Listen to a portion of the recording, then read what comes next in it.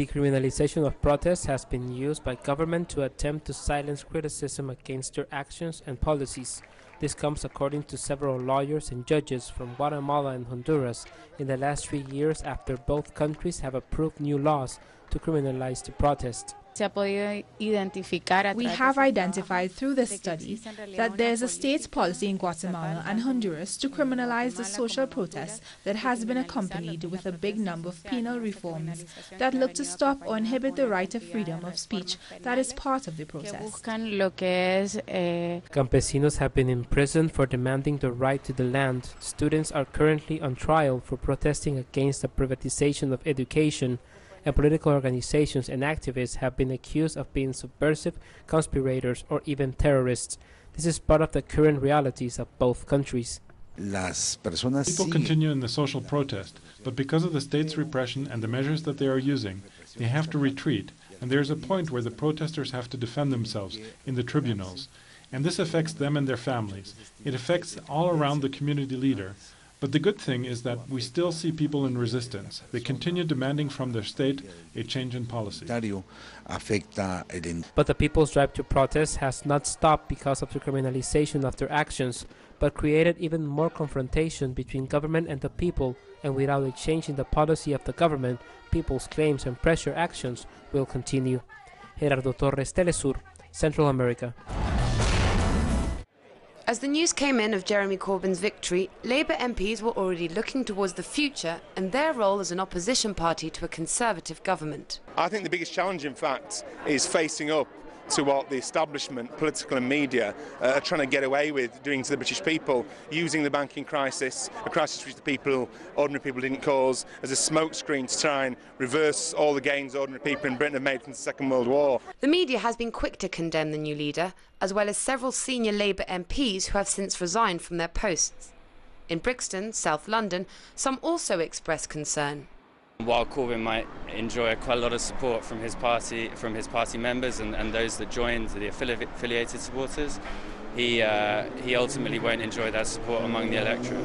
For Veronica Ball, however, news that the Labour Party has returned to its leftist roots has been a long time coming. I've been a member of the Labour Party for 64 years, but for the last, since the early 90s and the growth of neoliberalism, it's been a difficult thing. I've held on because I believe at the centre we have to have solidarity.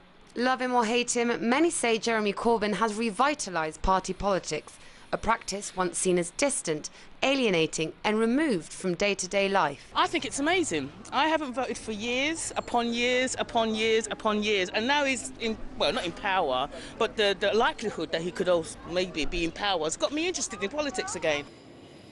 Communities such as Brixton that have pulled together over the last year to resist the gentrification of the London boroughs hope Jeremy Corbyn will now influence government policy. This Monday, the Labour leader addresses Parliament and will challenge the government's plans to repeal unions' right to strike. Stephanie Kennedy, teleSUR, London. In Gaza this morning, the Israeli side violated the agreed Palestinian-Israeli a truce by shooting and firing towards Palestinian farmers in eastern Khan Yunis and Khuza'a district. Farmers committee said that there were no injuries reported, however they were forced to leave their fields. So this kind of Israeli attack on farmers and Palestinian fishermen is the second only this week.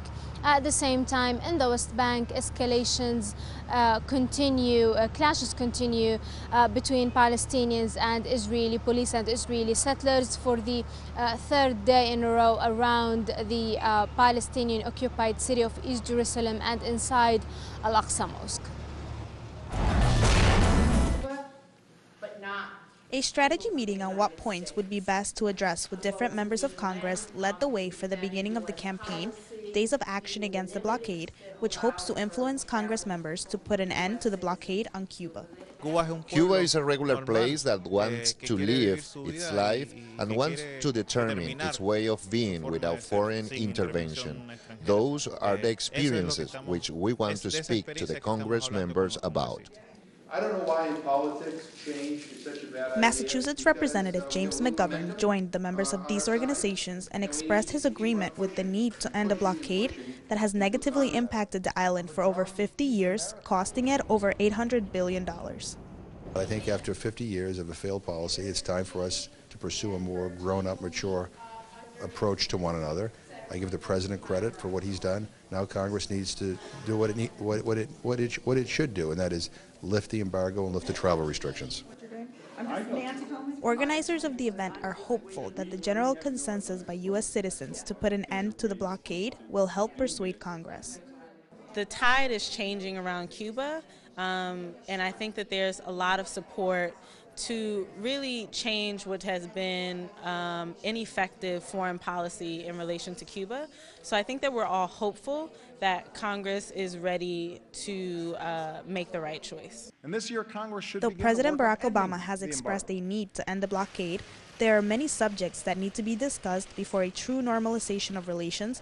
Among these, the use of U.S. funds to finance political opposition projects in Cuba that would lead to a change in government. Bianca Perez, teleSUR, Washington, D.C.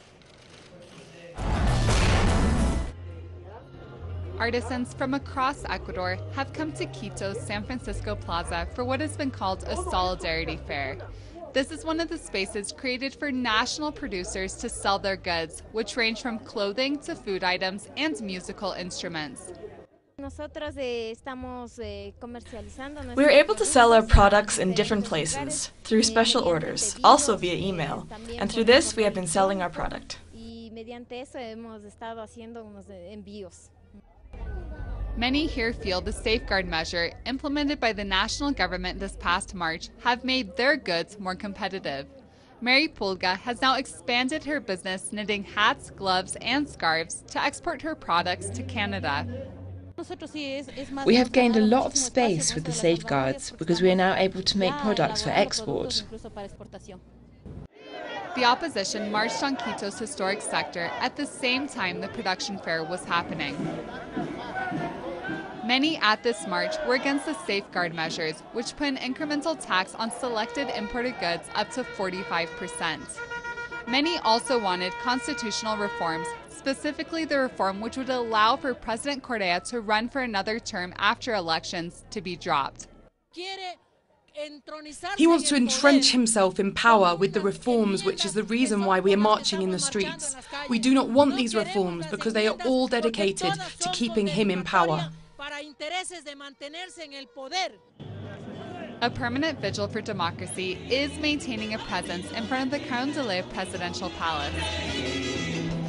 Government supporters gather here to reject the opposition marches and defend what they believe are unprecedented strides made under this government.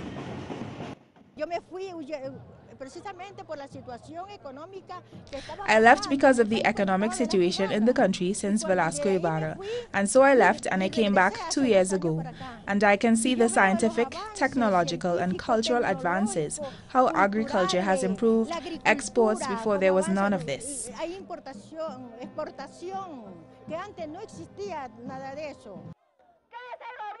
Opposition groups like the FUT and CONAI have refused to enter the National Dialogue for Equality and Social Justice, which is open to all citizens and has counted on the participation of a diversity of sectors.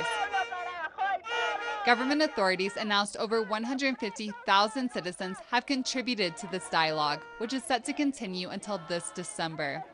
The opposition maintains that they will not participate in the national dialogue and will continue their protest.